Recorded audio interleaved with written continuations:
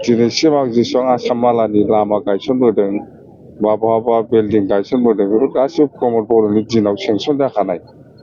फानिजानि गसाइगाव आसाम मालानि आन्दाराव दिनै गोदान लामा गायसननाय जाबाय आरो लोगोसे महामाया बग्रिबारि बेनिफ्रायबो टिपकाइसिम सफैनाय लामा आसाम मालानि बेखौबो गायसननाय जाबाय आरो फैगौ बोसोराव काजिगाव बासबारि ओरै सुपारि घाटनिफ्राय ओरै टिपकाइ बे लामाखौबो फैगौ बोसोराव सोसननाय जागोन। मथथे लामा 8थासो दङ खोब इम्परटेन्ट। बे पर्बजरा साब डिभिजनाव बेखौ जों बानायजोबगोन गोख्रैनो।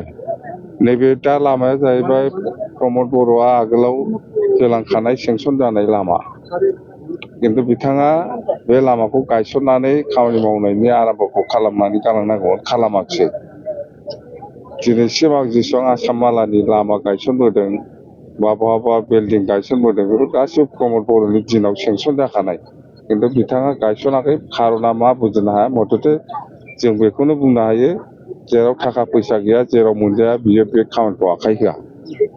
स्पस्ट' खोथा।